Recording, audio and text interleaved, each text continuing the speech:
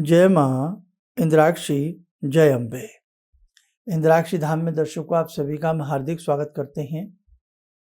आइए इस विशेष अंक में, मासिक शिवरात्रि के विशेष अंक में हम बात करें भगवान सदाशिव शंभू को प्रसन्न करने की। बात करें कि कैसे हम सुगम विधि से अपने शंभू की प्रेयर करें, प्रार्थना करें, उनका पूजन करें। इस महीने जो मासिक शिवरात्रि है श्रावण मास की, वो 26 जुलाई की है। इसमें जो भारत के कोने कोने में जल लाया जाता है, गंगा जी से या और भी पवित्र स्थलों से कुछ लोग जल लाते हैं, तो वो जल जो है 26 तारीख से ही जल चढ़ेगा, यानी कि आज 25 है, कल 26 है, और 26 तारीख की ही शिवरात्रि मानी जाएगी। पंचांग अनुसार अगर आप भद्रा का विचार करते हैं तो शाम को 6:48 के बाद जो भद्रा का विचार करते हैं, मैं उनकी बात कर रहा हूँ। वैसे तो सावन में कोई विचार नहीं होना चाहिए। सावन मासों में श्रावण मास भगवान शिव को अति प्रिय है, और तिथियों में भी हम बात करें तो त्रयोदशी भगवान शंभू को बहुत ही प्रिय है। ठीक है, तो इसलिए यहाँ ऐसी कोई बात नहीं रह जाती भद्रा आदि की। लेकिन फिर भी यदि आपके मन में ऐसा है तो आप क्या करें, शाम को 6:48 के उपरांत आप भगवान शिव को मंदिर में जाकर के जल आदि चढ़ावें। लेकिन मेरी तो ये मान्यता है, अपने हिसाब से सबका अपना अपना मन होता है, मन चंगा कसौटी बिच गंगा। तो आपको किसी तरह से घबराना नहीं है। आप बहुत हिसाब से अपने मन में पवित्रता का वास रखते हुए भगवान शंभू की पूजा अर्चना करें। 4 पहर की पूजा भी इसमें कर सकते हैं। ये मासिक शिवरात्रि है, ये महाशिवरात्रि नहीं है। महाशिवरात्रि बाद में आती है, आप सबको मालूम है। लेकिन इस शिवरात्रि में भी, और सावन की शिवरात्रि खास तौर से अपना एक विशेष महत्व रखती है। इस रात्रि में जो भी साधक जागरण करता हुआ, ये जितना भी उससे जागा जाता है, भगवान के किसी भी नाम का उच्चारण करता है, उसे विशेष प्रकार के फल की प्राप्ति होती है। अब आइए हम आपको बताएं। आप यदि मंदिर जाते हैं तो पंचामृत अपने साथ ले करके जाएं, या तो बना करके ले जाएं या अलग अलग अपने साथ ले जाएं। कुछ सामान आप नोट कर लें, जैसे कोई मौसमी फल ले जाएं, जो आजकल फल आते हैं। 108 बेल के पत्ते ले जाएं, सफ़ेद चंदन ले जाएं घिसने के लिए, और एक सफ़ेद रंग का जनेऊ ले जाएं। धूप दीप अपने साथ ले जाएं, और पंचामृत का सामान ले जाएं, जैसे घी, दूध, दही, शहद और शक्कर। शुद्ध जल आपको मंदिर में मिल ही जाता है। सारा सामान लेकर के पहुँचें। धतूरा मिल जाए तो बहुत अच्छी बात है, मदार के पुष्प मिल जाए तो बहुत अच्छी बात है। और आप मंदिर में जाएं, भगवान शंभू का, भवानी का स्मरण करते हुए मंदिर में पहुँचे। पश्चिम मुख की तरफ, पश्चिमा मुख होकर के या उत्तराभिमुख होकर के या पूर्वाभिमुख होकर के आप वहाँ आराम से बैठ जाएं या खड़े हो जाएं, जैसी व्यवस्था आपको मिले। और यदि रात्रि में करते हैं तो फिर आपको मंदिर थोड़ा सा खाली मिल जाएगा, आराम से भी कर सकते हैं आप। सबसे पहले जाकर के शंभू को नमन करें, नमस्कार करें। उसके बाद भगवान शंभू को एक शुद्ध जल का लोटा अर्पण करें, यानी कि चढ़ा देवें, जल चढ़ावें। और जल चढ़ाने के उपरांत आप पंचामृत से भगवान का स्नान करावें। दधी, दूध, घी सब बारी बारी अपने हिसाब से। देखो, विधि तो फिर पूरी रुद्राभिषेक की अलग से हो जाती है, लेकिन मैं साधारण रीति से बता रहा हूँ। अब इसमें एक ध्यान रखें, जो भी चीज़ आपने, जैसे पहले दही चढ़ा दिया मिसाल के तौर पे, दधी स्नानम, फिर शुद्धोदक स्नानम, शुद्धोदक जल स्नानम, फिर 1 लोटा जल, शुद्ध जल छोटा सा रखें, शुद्ध जल चढ़ावें।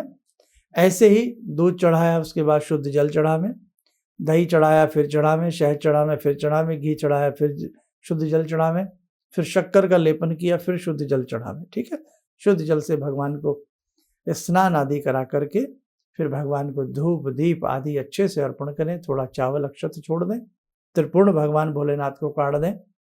और यदि आप जैसे पुष्प में मदार है, आप मदार के पुष्प हैं या कोई और खुशबूदार फूल हैं आपके ऊपर पास में, तो वो भगवान शिवलिंग पर अर्पण करें। 108 बेलपत्र ऐसे चढ़ाया जाता है, और यदि हर बेलपत्र पर सफ़ेद रंग का तिलक लगा लें, सफ़ेद चंदन का, तो बहुत अच्छी बात है। नहीं तो 11 पत्तों पर लगा लें शुरू वाले में। एक एक करके नमः शिवाय बोलते रहें, और आपके घर के भी यदि कोई लोग हैं उनसे भी आप चढ़वाते रहें, ठीक है। 108 बेलपत्र चढ़ा दें, धूप दीप अर्पण करके जनेऊ भगवान को पहना दें।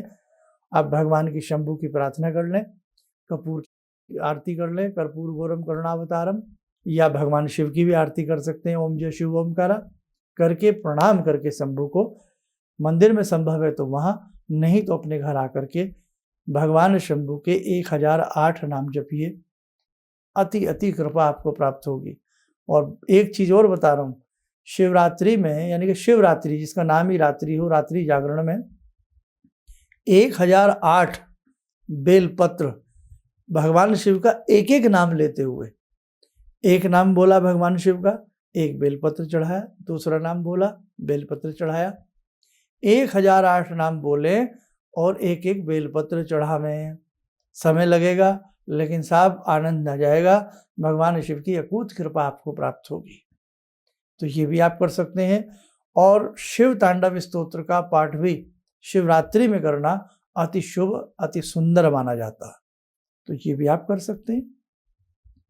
जितना जैसे अच्छा करोगे उतने अच्छे फल की आपको प्राप्ति होगी।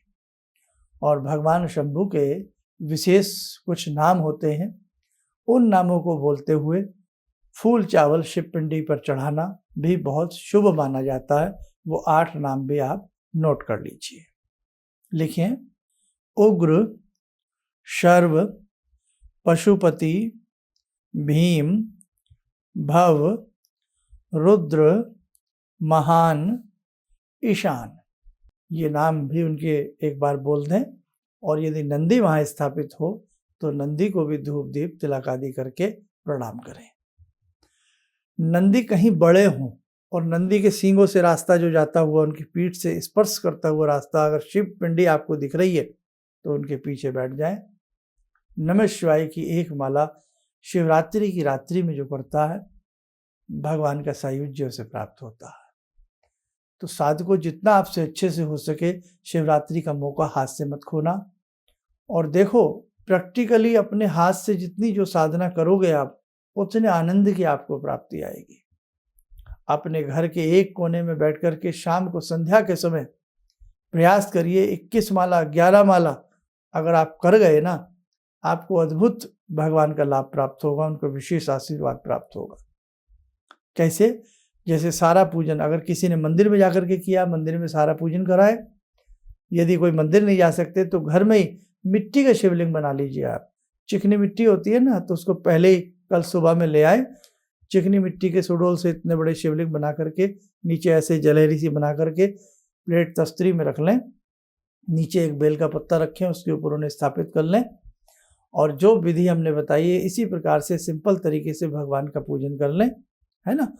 और पूजन करने के उपरांत यदि आप पार्थिव शिवलिंग नहीं बना सकते, घर में अधिकतर लोगों के, किसी के नर्मदेश्वर है, किसी के पारस शिवलिंग है, किसी के घर में चांदी के हैं, किसी के घर में स्फटिक के हैं, अपने घर में भी आप उस प्रकार से कर सकते हैं। लेकिन ध्यान रखना, 21, 11, 31 या 51 माला नमः शिवाय की आप चाहे बीच में एक बैठक उठ जाएं, जैसे आपने 1 घंटे जप किया, उठ जाएं, आपको प्यास की आवश्यकता है, पानी पी लें, उसके बाद फिर आप बैठ जाएं, चाहे 1 घंटा बाद बैठ जाएं। तो कोशिश करें शिवरात्रि में 12 बजे तक, या 10 बजे से लेकर के 12 बजे के बीच में, या शाम को 6 बजे के आसपास से लेकर के 6:30 बजे के आसपास से लेकर के 8:30 बजे के बीच में, 2 घंटे के समय में, या 10 से 12 के समय में आपसे जितनी शंभू की माला हो सके उतनी माला करने का प्रयास करना। देखो, भगवान शिव के बिना हम अधूरे हैं, शिव शक्ति के बिना अधूरे हैं, और शक्ति शिव के बिना अधूरी है। इसीलिए दोनों प्रकार की साधनाएं आप अपने जीवन में करेंगे, शिव की भी शक्ति की भी विशेष अनुग्रह बरसेंगे। बस साधारण तरीके से पूजा करिए, भावना को प्रबल बना करके पूजा करिए, आपकी कामना सिद्धि होगी होगी। आइए, समय हो चला ध्यान साधना का। ध्यान साधना में जुड़ते हैं भगवान सदाशिव शंभू से। ॐ आत्मा त्वं गिरिजामति सहचरा प्राणा शरीरं गृहं पूजा ते विषयोपभोगरचना निद्रा समाधिस्थिते संचारपदयो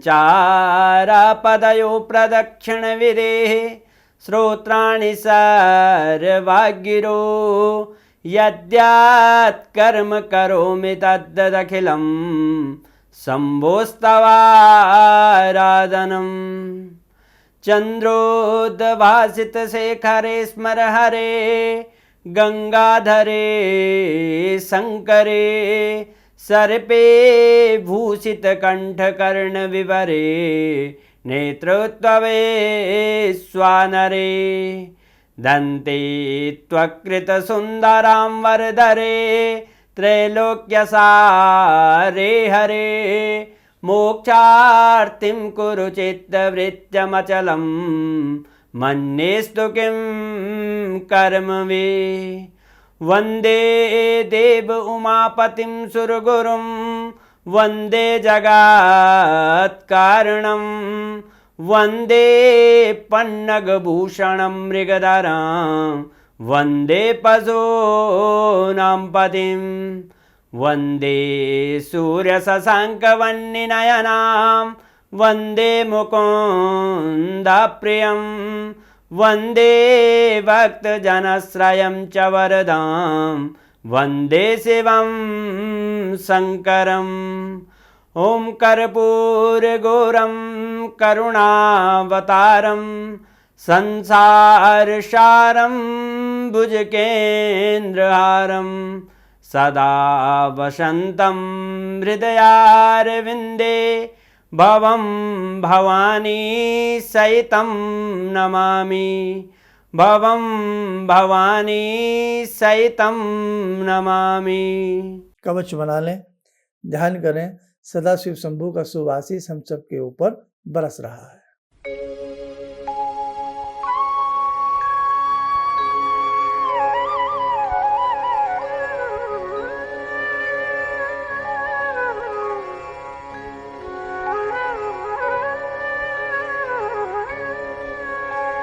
ओम बोलते हुए नेत्र खोलें, सामान्य हो जाए।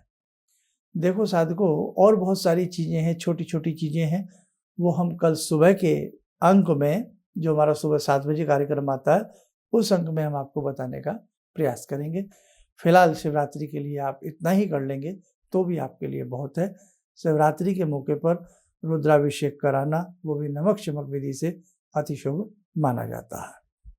आप स्वस्थ रहें, सुखी रहें, भगवान सदाशिव शंभू की कृपा सदा आपके ऊपर बरसती रहे।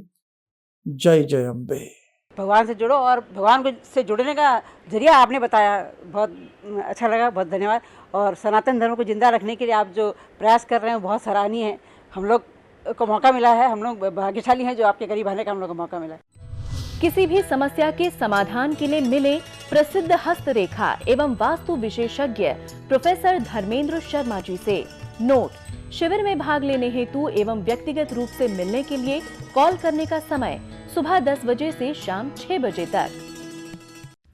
हमारे विभिन्न ज्ञानवर्धक कार्यक्रम देखने के लिए आप हमें अभी सब्सक्राइब करें, बेल आइकन को प्रेस करें ताकि आप देख सकें हमारा कार्यक्रम सबसे पहले।